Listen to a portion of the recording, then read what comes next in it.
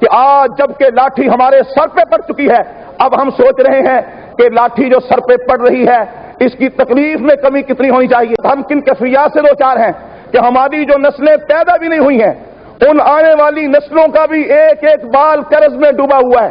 جب آگے دور کہتا ہوں کہ افغانستان کا مسئلہ ہمارے لیے ایک درس عبرت ہے۔ ہم نے بڑے پرجوش انداز میں اس وقت ان سے کہا اٹھو لڑ پڑو۔ ان کے بعد شاہ محمود قریشی صاحب بولیں گے۔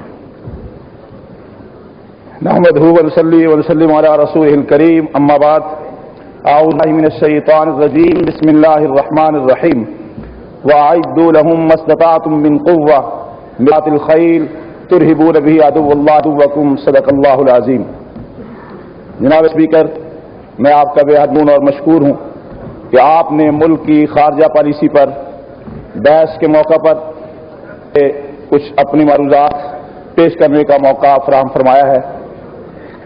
جناب اسپیکر، اس وقت جب کہ ہمارے مسلمان بھائی عراق ملک پر چند ہی گھنٹوں کے بعد بظاہر قیامت ٹوٹنے کے آثار نمایاں نظر آ رہے ہیں، ہم آج بحث کر رہے ہیں کہ ہماری پالیسی کیا ہونی چاہیے۔ میں بڑے دکھ سے یہ بات کہنا چاہوں گا کہ 5 روز کے لیے جو ہم نے خارجہ پالیسی پر بحث کرنے کا وقت طے کیا تھا وہی وقت مناسب تھا جو ہم نے باہمی اختلافات کی نظر کر دیا، اور آج ہم اس وقت رونا رو رہے ہیں جبکہ وقت اجل ہمارے سر پر آ چکا ہے۔ جناب اسپیکر، اس وقت ہم بغیر کسی کو الزام دیے خود ہمیں اپنی حالت پر غور کرنا چاہیے کہ عالم اسلام جس کا ہم ایک حصہ ہیں اس کی کیا حیثیت ہے۔ میں یہ کہوں گا کہ آج عالم اسلام اس مرد بیمار کی مانند ہے جس کے جسم کا ایک ایک حصہ مفلوج ہوا پڑا ہے اور اس کے گھر کا قیمتی ساز و سامان چور ڈاکو آ کر ایک ایک چیز اٹھا کر لے جا رہے ہیں۔ یہ دیکھ سکتا ہے، یہ واویلا کر سکتا ہے، مگر اس میں اتنی ہمت نہیں ہے، اتنی طاقت نہیں ہے کہ وہ کسی چور اور ڈاکو کا ہاتھ پکڑ سکے اور اسے اپنے گھر سے نکال سکے۔ جناب اسپیکر، ہمیں حقائق کی دنیا میں آنا چاہیے۔ محض نعروں سے، محض مارچوں سے، محض جلسوں اور تقریروں سے اور جذباتی انداز اختیار کرنے سے اگر ہم دشمن کا مقابلہ کر سکتے ہوں تو میں آپ سے کہتا ہوں اللہ کی توفیق سے میں ایسی پرجوش تقریر کر سکتا ہوں کہ ایک ایک بچہ جہاد کے نعرے لگا سکتا ہے، لیکن سوال یہ ہے کیا یہ ہمارے مسائل کا حل ہے؟ اور میں جب آگے دور کہتا ہوں کہ افغانستان کا مسئلہ ہمارے لیے ایک درس عبرت ہے۔ ہم نے بڑے پرجوش انداز میں اس وقت ان سے کہا اٹھو لڑ پڑو، مومن ہے تو بے تیغ بھی لڑتا ہے سپاہی، آپ کو ضرورت ہی نہیں ہے۔ ہم نے کہا ہم بم باندھ کر جناب ٹینکوں کے سامنے لیٹ جائیں گے، ہم پھونک مار کر ہوائی جہازوں کو اڑا دیں گے، اور جناب پرجوش تقریریں مجھ سے زیادہ کسی نے نہیں کی۔ آج میں کہتا ہوں یہ جو پرجوش تقریریں ہم نے کی تھیں ہمیں دیکھنا چاہیے اس کے نتائج کیا نکلے۔ ان پرجوش تقریروں کے نتیجے میں ہمارے نوجوان چاقو چھریاں لے کر افغانستان میں چلے گئے، نتیجہ کیا نکلا؟ ایک بڑی تعداد شہید ہو گئی، کچھ کیوبا میں چلے گئے، کچھ آج وہاں جیلوں میں پڑے ہوئے ہیں اور باقی لوگ مارے مارے پھر رہے ہیں۔ یہ ہمارے لیے سوچنے کا مقام ہے کہ ہم دشمن کا مقابلہ کیسے کر سکتے ہیں، ہم اپنے اثاثے، ہم اپنی آزادی، ہم اپنے وطن، ہم اپنی غیرت، ہم اسلامیت کا دفاع کیسے کر سکتے ہیں؟ جناب والا، یہ نعروں سے نہیں ہوگا، اور قرآن کریم کی ہدایات ہمارے سامنے ہیں۔ ہمیں یہ نہیں کہا گیا کہ اگر آپ کا دشمن سے مقابلہ ہے آپ نعرہ لگا کر ٹوٹ پڑیں، آپ کا دشمن سے مقابلہ ہے آپ گھر سے خالی ہاتھ نکل پڑیں۔ آج ہم یہ تو کہتے ہیں فضائے بدر پیدا کر فرشتے تیری نصرت کو اتر سکتے ہیں گردوں سے قطار اندر قطار اب بھی، مگر فضائے بدر پیدا کیسے کی جاتی ہے؟ بدر میں لائے کون گئے تھے؟ بدر میں قیادت کرنے والی ذات کون سی تھی؟ بدر میں اترنے والوں کی کیفیت کیا تھی؟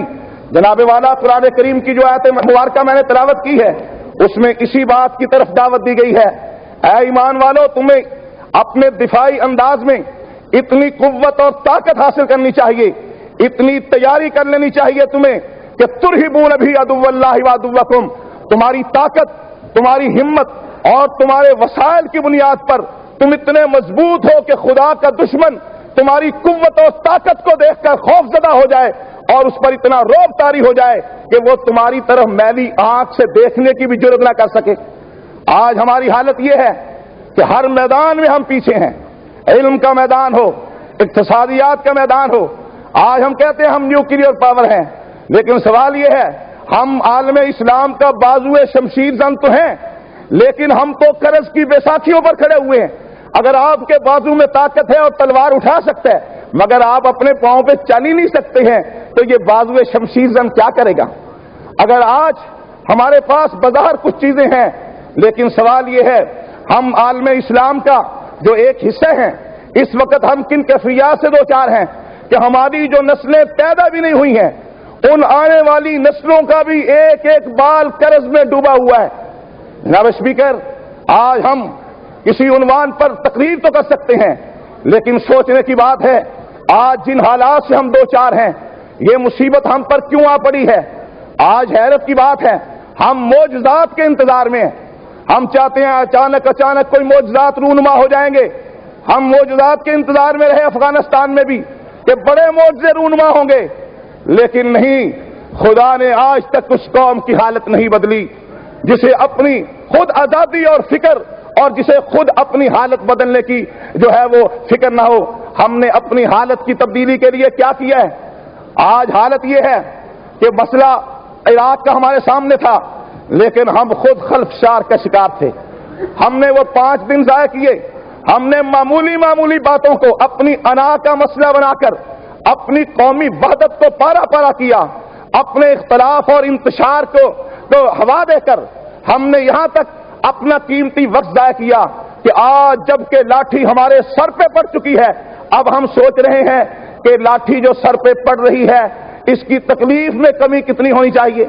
جناب والا، یہ ہمارے لیے بہت ہی افسوس کا مقام ہے کہ لوگوں نے پہلے سے سوچنا شروع کیا، اور مجھے اس بات پر خوشی ہے کہ آج پاکستان کی طرف سے جو پالیسی بیان وزیر اعظم نے دیا وہ اس وقت ایسا بیان ہے کہ میں سمجھتا ہوں کہ کسی بھی عالم اسلام کے ملک نے اس سے زیادہ عراق کی عوام کے ساتھ ہمدردی کا کوئی بیان اور پالیسی بیان نہیں دی ہے۔ میرا سوال ہے، سعودی عرب کی سرحدیں عراق کے ساتھ لگتی ہیں، ایران کی سرحدیں عراق کے ساتھ لگتی ہیں، ترکی کی سرحدیں ایران کے ساتھ لگتی ہیں، انہوں نے عراق کے لیے کیا بیان دیے ہیں؟ OIC نے عراق کے لیے کیا بیان دیا ہے؟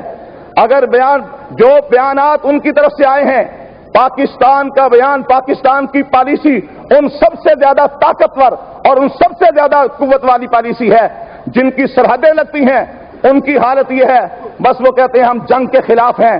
میں کہتا ہوں کہ جنگ کے خلاف جب وہ کہتے ہیں تو ہم بھی یہی کہتے ہیں کہ ہم بھی جنگ کے خلاف ہیں۔ جب ہم سب جنگ کے خلاف ہیں، ہماری اس پالیسی میں اتفاق ہے تو ہمیں اتفاق کے ساتھ اپنی اس پالیسی کو آگے بڑھاتے ہوئے متفقہ طور پر قرارداد منظور کرنے کے لیے سر جوڑنا چاہیے۔